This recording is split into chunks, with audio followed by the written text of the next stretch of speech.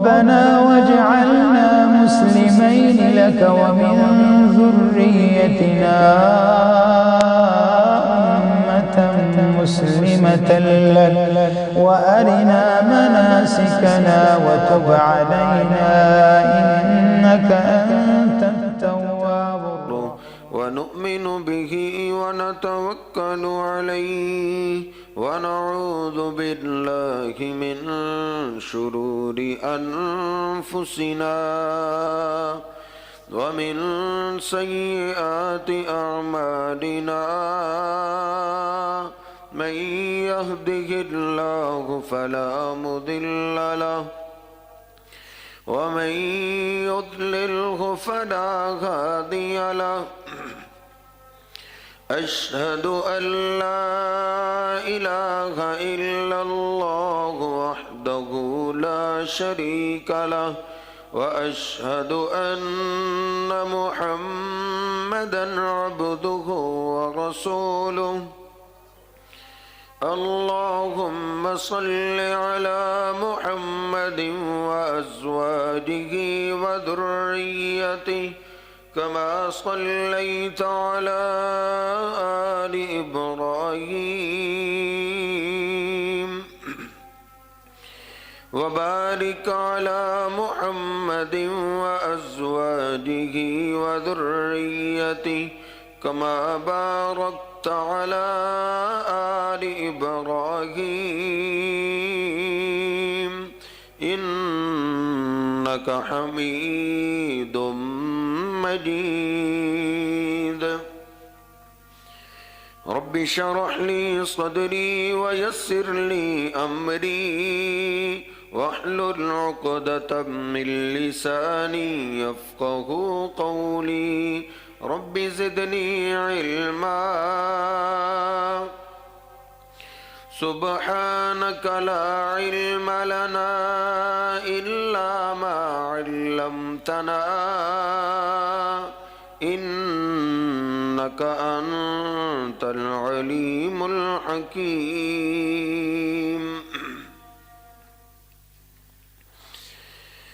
اللهم اغفر لنا ولوالدينا ولجميع المسلمين والمسلمات والمؤمنين والمؤمنات الأحياء منهم والأموات أما بعد فإن خير الحديث كتاب الله وخير الهدي هدي محمد صلى الله عليه وسلم وشر الأمور محدثاتها وكل محدثة بدعة وكل بدعة ضلالة وكل ضلالة في النار أعوذ بالله السميع العليم من الشيطان الرجيم من همزه ونفخه ونفسه بسم الله الرحمن الرحيم يا أيها الذين آمنوا اتقوا الله حق تقاته ولا تموتن إلا وأنتم مسلمون يا أيها الناس اتقوا ربكم الذي خلقكم من نفس واحدة وخلق منها زوجها وبث منهما رجالا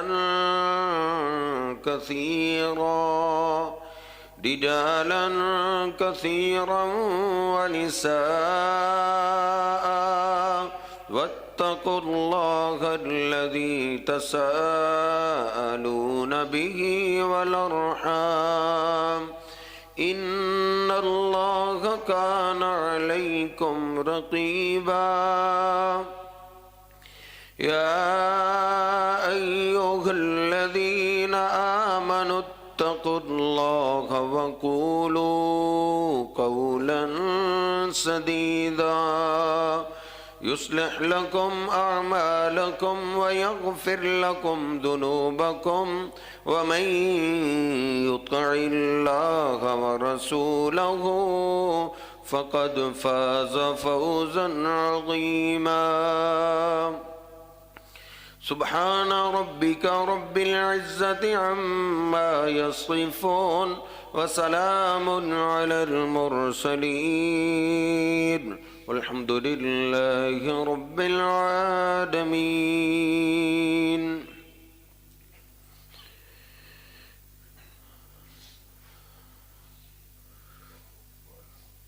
نبی کریم صلی اللہ علیہ وسلم کی پیاری پیاری اداؤں کا تذکرہ چل رہا ہے.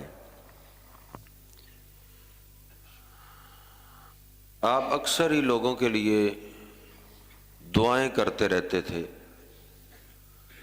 بد دعا آپ بہت کم کرتے تھے. نبی پاک صلی اللہ علیہ وسلم نے پوری زندگی میں جو بد دعائیں کی ہیں وہ تقریباً 8 کے قریب جو مجھے ملی. ساری زندگی میں آپ نے صرف 8 دفعہ بد دعائیں کی ہیں، اور دعا آپ ہر روز کسی نہ کسی کے لیے کیا کرتے تھے. تو اللہ رب العزت بھی دعاؤں کو پسند فرماتا ہے. بد دعا نہ ہی کی جائے، ظلم پہ صبر کیا جائے تو اللہ پاک ایسے بندے سے محبت فرماتا ہے. واللہ یحب الصابرین.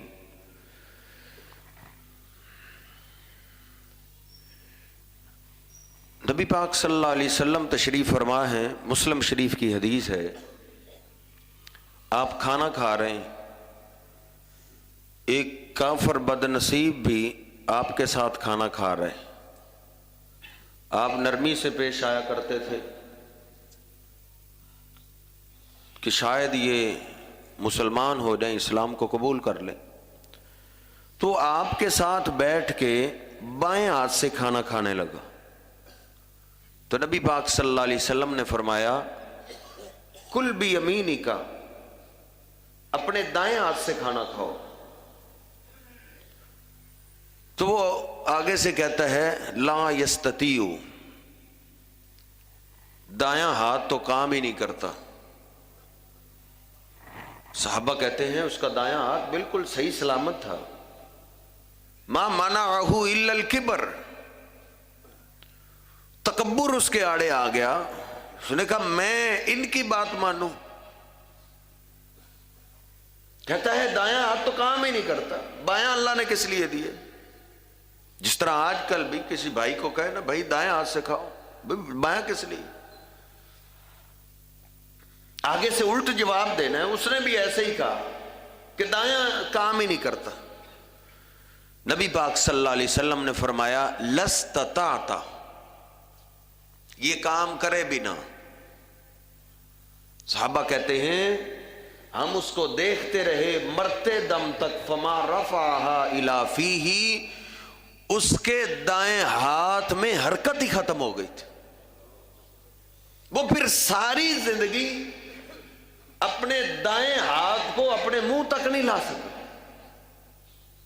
لستطعت لا تجعلوا دعاء الرسول کدعاء بعضکم بعض. نبی پاک صلی اللہ علیہ وسلم کی بد دعا بھی لوگوں کی بد دعاؤں کی طرح نہیں ہے. نبی پاک صلی اللہ علیہ وسلم نے ایک بار بول دیا کہ یہ کام نہ ہی کرے، پھر اس میں حرکت ختم ہو گئی. نبی پاک صلی اللہ علیہ وسلم، مسلم شریف کی دوسری حدیث، آپ مسجد میں نماز پڑھ رہے ہیں، پڑھا رہے ہیں، نماز سے فارغ ہوئے تو ایک آدمی مسجد میں آیا، آ کے کہتا ہے من دعا الی الجمل الاحمر، میرا سرخ اونٹ گم ہو گیا ہے. تم میں سے کسی کو میرا سرخ اونٹ تو نہیں ملا؟ نبی پاک صلی اللہ علیہ وسلم نے یہ الفاظ سنے تو آپ غصے میں آ گئے. آپ نے فرمایا لا وجدت لا ردہ اللہ علیہ، اللہ کرے تجھے یہ اونٹ نہ ہی ملے، اللہ تجھ تک یہ واپس نہ ہی کرے. کیا مسجدیں اعلانات کے لیے بنائی گئی ہیں کہ تم اپنی گمشدہ ضرورت والی چیزوں کا اعلان مسجد میں آ کے کرو؟ اب آپ اندازہ کیجئے، گمشدہ چیز تلاش کرنا جائز ہے اور ہماری ضرورت ہے، لیکن مسجد میں آپ نے اس کو کتنا ناپسند فرمایا ہے کہ کہیں شور نہ ہو. تو ہم بغیر ضرورت کے شور کرتے رہتے ہیں، بغیر ضرورت کے جھگڑا کرتے رہتے. جھگڑا تو ہر جگہ حرام ہے بھائی. جھگڑنا ہے تو باہر کوئی میدان فکس کر لو، کسی پارک میں چلے جاؤ، کہیں ڈیرے میں چلے جاؤ. اللہ کے گھر جھگڑوں کے لیے نہیں ہے، اعلانات کے لیے نہیں ہے. آپ نے فرمایا یہ اللہ کے گھر ہیں، قرآن پاک کی تلاوت کے لیے ہیں، اللہ پاک کی تسبیح کے لیے ہیں، نماز کے لیے ہیں. نبی پاک صلی اللہ علیہ وسلم نے اس کے لیے بھی یہ بد دعا کی ہے. نمبر 3، صحیح البخاری میں یہ روایت 5 جگہ آتی ہے. نبی پاک صلی اللہ علیہ وسلم بیت اللہ کی طرف نماز کے لیے آ رہے ہیں اور ابو جہل اپنے 6 ساتھیوں کو لے کر بیت اللہ میں اپنی مجلس لگائے ہوئے. کہتا ہے محمد نے آج نماز پڑھنی ہی پڑھنی ہے، سجدے میں اس نے جانا ہی جانا ہے. فلاں قوم کے ہاں ایک اونٹ ذبح ہوا ہے، کون ہے جو اس اونٹ کا اوجھ اٹھا کے لائے اور جب محمد صلی اللہ علیہ وسلم سجدے میں جائیں تو ان کے کندھے پہ سر پہ رکھ دے. عتبہ بن ابی معیط بدبخت، اس نے کہا یہ میں کام کرتا ہوں. گیا نبی پاک صلی اللہ علیہ وسلم بیت اللہ میں اللہ کے ہاں نماز پڑھ رہے ہیں. اس نے وہ اونٹ کا بہت بڑا اوجھ نبی پاک صلی اللہ علیہ وسلم کے کندھے پہ لے آ کے رکھ دی. آپ سجدے میں پڑے ہو. سیدنا عبداللہ بن مسعود رضی اللہ تعالیٰ عنہ فرماتے ہیں کہ میرا بڑا دل چاہا کہ میں آپ سے یہ بوجھ ہٹا دوں، پھر میں ڈر گیا کہ ان ساتوں نے مجھے بھی نہیں چھوڑنا. میں پھر روتا ہوا نبی پاک صلی اللہ علیہ وسلم کے گھر کی طرف بڑھا. دروازے کے باہر آپ کی ننھی بیٹی سیدہ فاطمہ کھیل رہی تھی. میں نے کہا فاطمہ تیرے بابا کے سر پہ اونٹ کا گندا اوجھ رکھا گیا ہے اور وہ سجدے میں پڑے ہیں، ان سے سر اٹھایا نہیں جا رہا.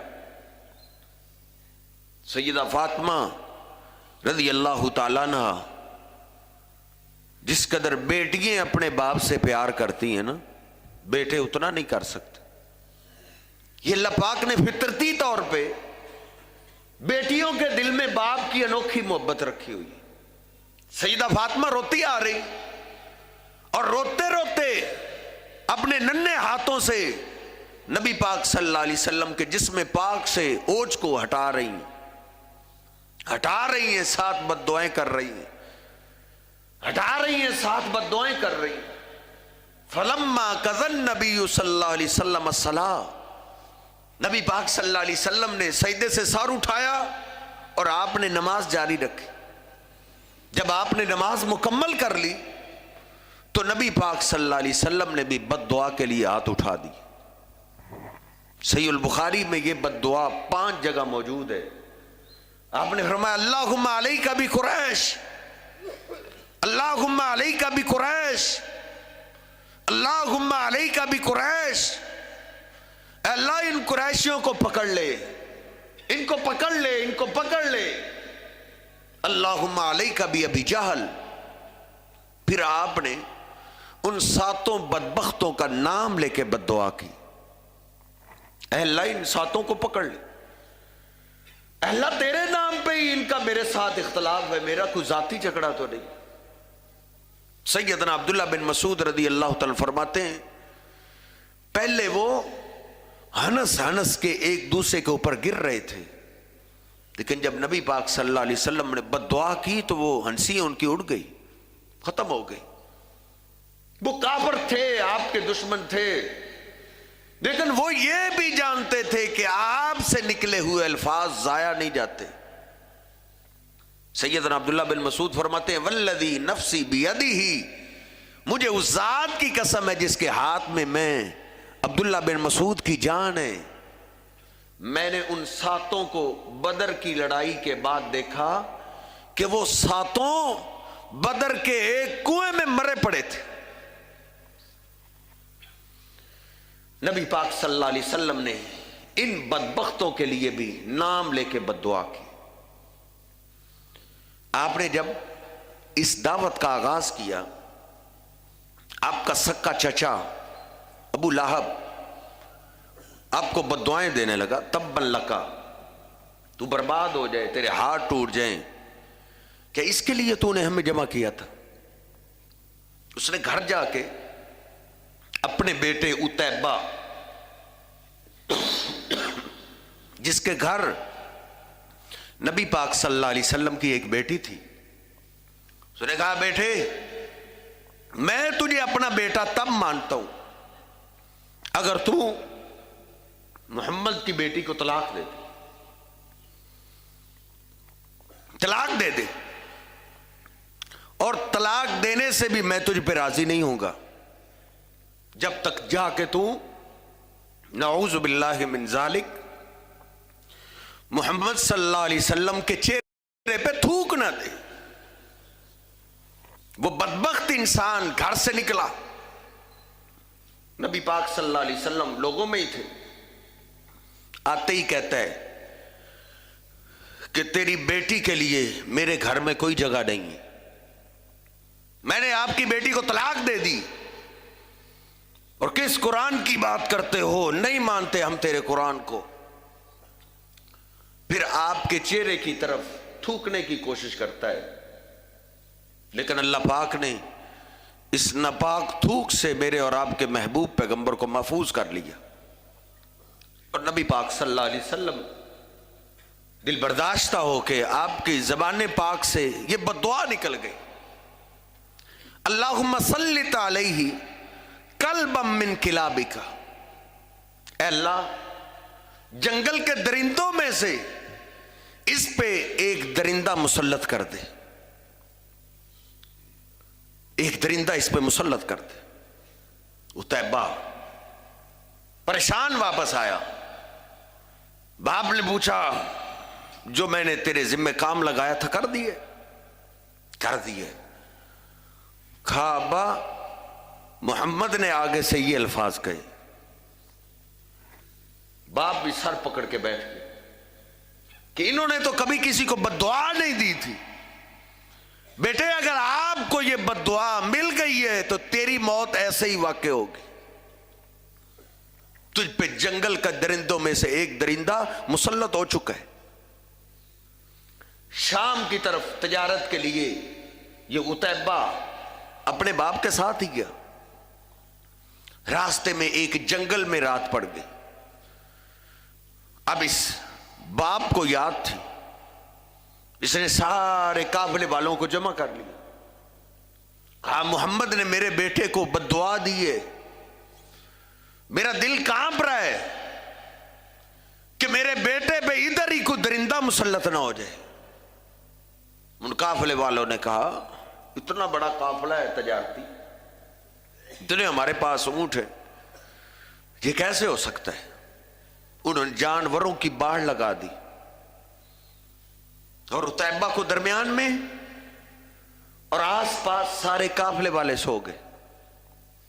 اللہ پاک نے ایک درندے کی ڈیوٹی لگا دی، وہ آیا سب کو سونگھ رہا ہے کہ کس نے دو جہانوں کے سردار کی سب سے بڑی توہین کی ہے. سونگتے سونگتے وہ عتیبہ تک پہنچ گیا. عتیبہ کو گردن سے اس درندے نے اٹھا لیا اور اٹھا کے لے گیا. یہ وہ بدنصیب تھا. لوگ اللہ کے پیغمبر سے دعائیں لیا کرتے تھے, یہ بدنصیب بد دعا لیتا تھا. نبی پاک صلی اللہ علیہ وسلم کو طرح طرح کی یہ تکلیفیں دیتے تھے. آپ کو پتھر مارتے تھے اور کہتے تھے ان کان ھذا هو الحق من عندک فامطر علینا حجارۃ من السماء. اگر تو سچا پیغمبر ہے, ہم تجھ پہ پتھر برساتے ہیں تو تو اپنے رب کو کیوں نہیں کہتا وہ ہم پہ پتھر کیوں نہیں برساتا؟ اللہ پاک نے جواب دیا, کمال کر دی. اللہ نے کہا ما کان اللہ لیعذبہم وانت فیہم. اے میرے محبوب, بڑے بڑی بادشاہیاں آئیں اور بڑے بڑے اپنے آپ کو بہت کچھ کہنے والے آئے, وہ صفحہ ہستی سے ہم نے مٹا دیے. ان کو مٹانا کو ہمارے لیے مشکل نہیں ہے, لیکن اللہ پاک آپ کی ذات پاک کا ادب کرتا ہے.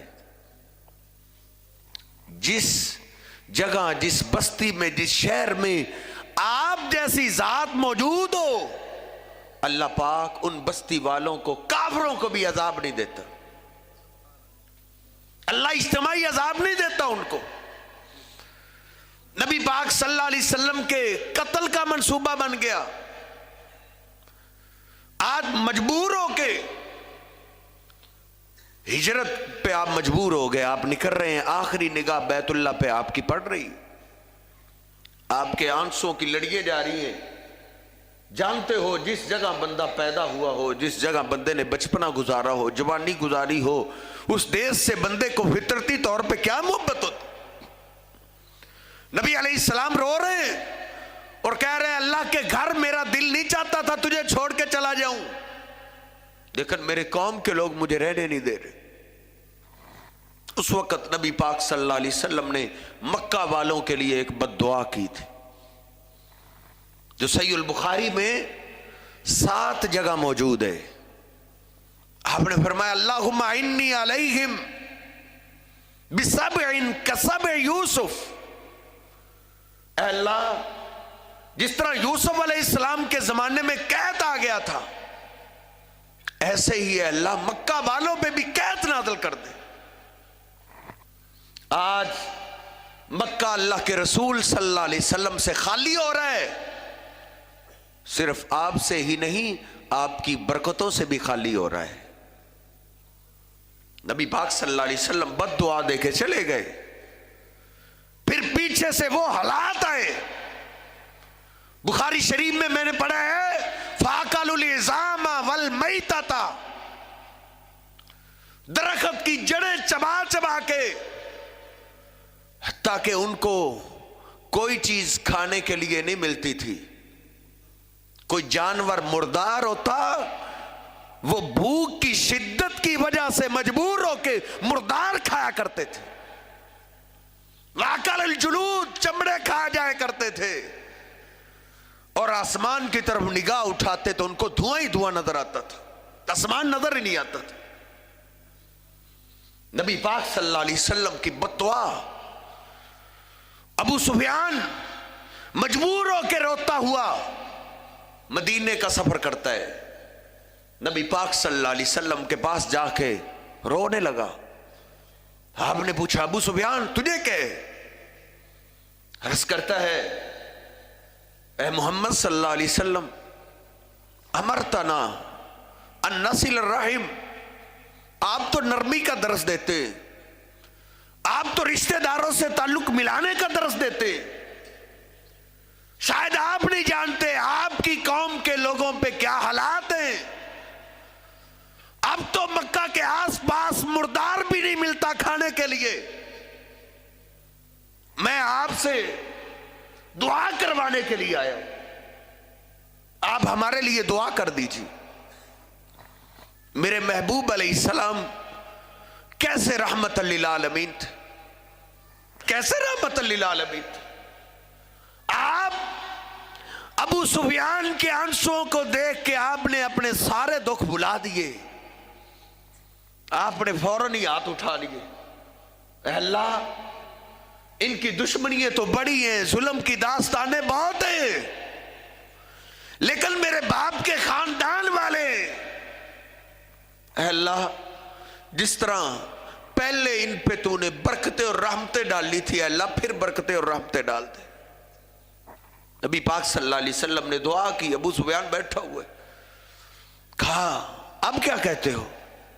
کہا آپ کا غلام سمامہ ہے، اس نے غلہ ہی بند کر دیے. اس نے کہا تھا جب تک میرے پیر و مرشد اجازت نہیں دیں گے غلے کا ایک دانہ بھی نہیں ملے گا. آپ اپنے غلام سمامہ یمامہ کے سردار کی طرف خط لکھ دے. نبی پاک صلی اللہ علیہ وسلم نے خط بھی لکھ دیا. لا تجعلوا دعاء الرسول كدعاء بعضكم بعض. نبی پاک صلی اللہ علیہ وسلم کے پاس رال اور زکوان قبیلے کے لوگ آئے مدینہ پاک میں. کہتے ہیں ہمارے علاقے والوں کو آپ کا دین بڑا پسند آیا ہے. یہ روایت تقریباً میں نے صحیح البخاری میں 6 جگہ پڑھی ہے. کہتے ہیں ہمیں آپ کا دین بڑا پسند آیا ہے، آپ کچھ مبلغ بھیجیں جن کو آپ کے دین کی دعوت اچھے طریقے سے دینا آتی ہے، وہ ہمارے علاقے میں دعوت کا کام کریں. بڑے لوگوں نے آپ کے دین کو پسند کی ہے، وہ سب مسلمان ہو جائیں. نبی پاک صلی اللہ علیہ وسلم نے 70 علماء، قرآن پاک کے قاری جو مدینے میں لوگوں کو قرآن سکھایا کرتے تھے، تعلیم دیا کرتے تھے، وہ آپ کے پاس مسجد میں رہ کے صبح و شام آپ سے دین کا علم سیکھا کرتے تھے. آپ نے ان کو بھیج دی. 70 کے 70 قراء. عبداللہ بن مسعود فرماتے ہیں ہم ان کو قرآن کے قاری کہا کرتے تھے. 70 قراء چلے گئے. بیر معونہ کے پاس پہنچے تو وہ حقیقت میں منافق تھے. انہوں نے دھوکہ کیا. انہوں نے نبی پاک صلی اللہ علیہ وسلم کے ان علماء، آپ کے غلام، آپ کے قاری، ان کو چن چن کے 70 کو شہید کر دیا. نبی پاک صلی اللہ علیہ وسلم صحابہ کرام کے درمیان بیٹھے ہوئے ہیں اور آپ کی آنسوں سے لڑیاں جا رہی ہیں. جناب صدیق و فاروق آگے بڑھے. اللہ کے حبیب کیا بات ہے؟ کہا ابو بکر ہم سے بہت بڑا دھوکہ ہو گیا. کہا کیا ہوا ہے؟ کہا وہ جو رال اور زکوان قبیلے کے لوگ آئے تھے انہوں نے ہم سے فراڈ کیے، وہ منافق تھے اور انہوں نے لے جاتے ہی ہمارے علماء کو شہید کر دیا. جانتے ہو نا آپ کے شہر کے اندر کوئی ایک عالم شہید کر دیا جائے، آپ کے پورے ملک میں خوف و ہراس کیسے پھیل جاتا ہے، کیسے لوگ غم زدہ ہو جاتے ہیں. نبی پاک صلی اللہ علیہ وسلم کے ایک شہر کے 70 علماء کو شہید کر دیا گیا. ادھر پھر آپ کی آگے بد دعا ذکر کرنے سے پہلے میں ایک بات کوٹ کر دوں. نبی پاک صلی اللہ علیہ وسلم کے ساتھ یہ دھوکہ کیوں ہو گیا تھا؟ اللہ کے قرآن کی یہ آیت مجھے آج سمجھ آ رہی ہے. اللہ کہتا ہے میرے پیغمبر کہہ دو وَلَوْ كُنْتُ أَعْلَمُ الْغَيْبَ لَاسْتَكْثَرْتُ مِنَ الْخَيْرِ وَمَا مَسَّنِيَ السُّوءُ. اللہ کہتا ہے کہو اگر میں غیب جانتا ہوتا ساری خیر ہی دنیا کے اندر میرے پاس ہوتی، دنیا میں مجھے کوئی تکلیف نہ آتی. اگر میں غیب جانتا ہوتا تو مجھے دنیا میں کوئی تکلیف نہ آتی. اگر آپ کے پاس غیب کا علم ہوتا کہ کل کیا ہونے والا ہے تو نبی پاک صلی اللہ علیہ وسلم ان 70 کو روانہ کرتے. یہ قرآن پاک کی یہ آیت ترجمے کے ساتھ گھر میں پڑھنا. وما مسنی السوء، مجھے کوئی تکلیف نہ آتی۔ اگر میں غیب جانتا ہوتا، اللہ کہتا ہے لا یعلم من فی السماوات والارض الغیب الا اللہ، لوگوں زمین و آسمان کا غیب اللہ پاک کے سوا کوئی نہیں جانتا۔ جب تک اللہ کوئی بات نہ بتائے، اللہ کے پیغمبر کے پاس بھی وہ علم نہیں جو اللہ نہ دے۔ اللہ دیتا ہے تو علم آتا ہے، اللہ نے نہیں بتایا کہ یہ آپ کے پاس منافق آئے ہوئے ہیں تو محبوب پیغمبر کو نہیں پتا چلا، آپ دھوکے میں ہو، آپ کے پاس دھوکا ہو گیا۔ اور صحابہ کہتے ہیں ما حزن حزنا شد منہ، نبی پاک صلی اللہ علیہ وسلم کو اتنا پریشان ہم نے مکے میں بھی نہیں دیکھا تھا، آپ اتنا پریشان ہو گئے۔ صحابہ کہتے ہیں کانتا شہرن علی رال و زکوان، آپ رال اور زکوان قبیلے والوں کے لیے 1 مہینہ بد دعا کرتے رہے۔ آپ کو اتنا غم ہوا تھا، کتنی مشکل سے نبی پاک صلی اللہ علیہ وسلم نے ان کو دین کے لیے کھڑا کیا اور ایک ہی دفعہ ان کو شہید کر دیا گیا، مہینہ تک آپ بد دعا کرتے رہے۔ لا یعلم، اس لیے یہ عقیدہ توحید سمجھیے، اللہ کے پیغمبر کی شان تمام انبیاء سے اللہ ہے، اللہ کے بعد سب سے اللہ آپ ہیں۔ اگر آپ کے پاس غیب کا علم نہیں ہے تو اللہ کے سوا کسی کے پاس نہیں۔ فٹ پاتھ میں بیٹھا ہوا کوڑے کرکٹ کے ڈھیر پہ جس کے اوپر گرد و غبار پڑ رہا ہے وہ جھوٹ بولتا ہے، جو کہتا ہے تیری ہاتھ کی لکیریں دیکھ کے میں تجھے بتا سکتا ہوں تیرا یہ بزنس کیسا رہے گا، جھوٹ بولتا ہے۔ کل کی خبر اللہ پاک کے سوا کوئی نہیں جانتا۔ نبی پاک صلی اللہ علیہ وسلم، یہ بھی روایت صحیح البخاری میں، غزوہ خندق مکہ والوں نے سب اکٹھے ہو کے ایک دم چڑھائی کر دی۔ یہ مکہ والوں کا آخری حملہ ہے، اس کے بعد مکہ والوں نے جرأت نہیں کی، ایک ہی دفعہ آ گئے، حتیٰ کہ مدینہ کے آس پاس کے یہودی بھی انہوں نے اپنے ساتھ شامل کر لیے، سب مل گئے۔ نبی پاک صلی اللہ علیہ وسلم کو جب اطلاع ملی، ہزاروں کا لشکر لے کر اسلحہ سے لیس ہو کر تیاری کر کے آ گئے، نبی پاک صلی اللہ علیہ وسلم ایک دم بڑے پریشان ہو گئے، صحابہ سے مشورہ کرنے لگے کیا کیا جائے۔ صحابہ مشورہ دے رہے ہیں، صحابہ میں سے ایک صحابی نے مشورہ دے دیا کہ خندقیں کھود دی جائیں۔ بس انہی مشوروں کے اندر اسی پریشانی میں اتنے مشغول ہو گئے کہ آپ کو عصر کی نماز یاد ہی نہ رہی۔ بس جب سے نماز فرض ہوئی ہے، نبی پاک صلی اللہ علیہ وسلم کی ساری زندگی کا یہ ایک موقع ہے، نماز یاد ہی نہ رہی، عصر کی قیمتی نماز، حتیٰ کہ سورج غروب ہو گیا، نبی پاک صلی اللہ علیہ وسلم کو اچانک یاد آیا کہ ہم نے تو عصر کی نماز ہی نہیں پڑھی۔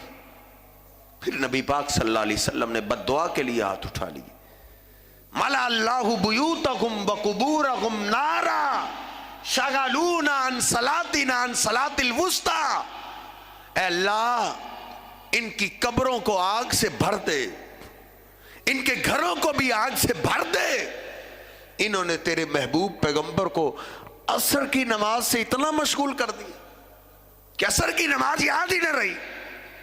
نبی پاک صلی اللہ علیہ وسلم کو اتنا صدمہ ہوا ہے عصر کی نماز کے فوت ہونے کا۔ عصر کی نماز کی حفاظت کی تھی، قرآن پاک کے اندر عصر کی نماز کا خاص ذکر کیا گیا ہے، حافظوا علی الصلوات والصلاۃ الوسطی وقوموا للہ قانتین، ساری نمازوں کی حفاظت کرو، خصوصاً عصر کی نماز کی۔ پچھلے جمعے میں وقت کم تھا، ایک دعا رہ گئی تھی، نبی پاک صلی اللہ علیہ وسلم نے دعا کی ہے، رحم اللہ امرأ صلی قبل العصر اربعاً، اے اللہ میرے اس امتی پہ رحمتیں نازل کر، اس کے گھر میں رحمتیں اور برکتوں کا نزول کر دے جو عصر کی جماعت سے پہلے مسجد میں آ کے 4 رکعتیں ادا کرتا ہے، اذان سنتے ہی مسجد میں آ جائے، کبھی کوئی کام مشکل پڑ جائے نا، مصیبت پریشانی آ جائے، آپ کی دعا لینے کا ارادہ ہو تو عصر کی اذان ہی مسجد میں سنیں۔ عصر کے بعد فرضوں سے پہلے، عصر کے فرضوں سے پہلے جو 4 رکعتیں پڑھتا ہے سنتے ہیں، یعنی عصر کی نماز تکبیر اولیٰ کے ساتھ اہتمام کرتا ہے۔ اللہ کے پیغمبر نے اس کے لیے رحمت کی دعا کی ہے، اور جن ظالموں نے آپ کو عصر کی نماز سے مشغول کر دیا تھا، نبی پاک صلی اللہ علیہ وسلم نے ان کے لیے بد دعائیں کی ہیں۔ اللہ رب العزت سے دعا ہے، اللہ رب العزت ہمیں دعائیں لینے والا بنائے، ہمیں اللہ کے رسول کی بد دعائیں سے بھی بچائے، اور عام مظلوم کی بد دعاؤں سے بھی ہمیں بچنے کی توفیق عطا فرمائے۔ آئندہ سے انشاءاللہ ہم یہ ذکر کریں گے کہ ہم آپ کی بد دعائیں سے کیسے بچ سکتے ہیں، کیونکہ قیامت تک کئی بد نصیب ایسے لوگ بھی آئے ہیں جن کے لیے اللہ کے پیغمبر نے پہلے ہی بد دعا کر دی ہے، کہ کیا ہم بھی آج ان بد دعاؤں سے اپنے آپ کو بچا سکتے ہیں؟ وہ علم ہوگا تو بچائیں گے۔ اللہ رب العزت مجھے اور آپ کو سمجھنے کی توفیق عطا فرمائے۔ وَأَقُولُ قَوْلِي هَٰذَا أَسْتَغْفِرُ اللَّهَ لِي وَلَكُمْ وَلِسَائِرِ الْمُسْلِمِينَ۔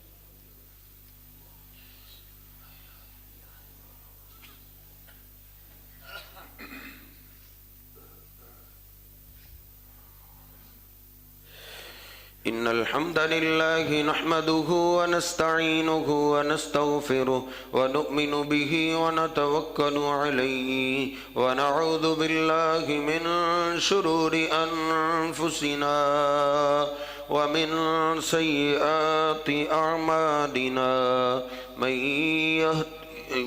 يهده الله فلا مضل له ومن يضلله فلا هادي له أشهد أن لا إله إلا الله وحده لا شريك له وأشهد أن محمدا عبده ورسوله اللهم صل على محمد وأزواجه وذريته اللهم صل على محمد وعلى آل محمد كما صليت على إبراهيم وعلى آل إبراهيم إنك حميد مجيد اللهم بارك على محمد وعلى آل محمد كما باركت على إبراهيم وعلى آل إبراهيم إنك حميد مجيد ربنا آتنا في الدنيا حسنة وفي الآخرة حسنة وقنا عذاب النار اللهم اشف مرضانا ومرضى المسلمين يا شافي المرضات اشف مرضاتنا ومرضات المسلمين يا قاضي الحاجات اقض حاجاتنا وحاجات المسلمين اللهم من أحييته منا فأحيه على الإسلام ومن توفيته منا فتوفه على الإيمان ربنا ظلمنا أنفسنا وإن لم تغفر لنا وترحمنا لنكونن من الخاسرين ربنا تقبل منا إنك أنت السميع العليم وتب علينا إنك أنت التواب الرحيم سبحان ربك رب العزة عما يصفون وسلام على المرسلين والحمد لله رب العالمين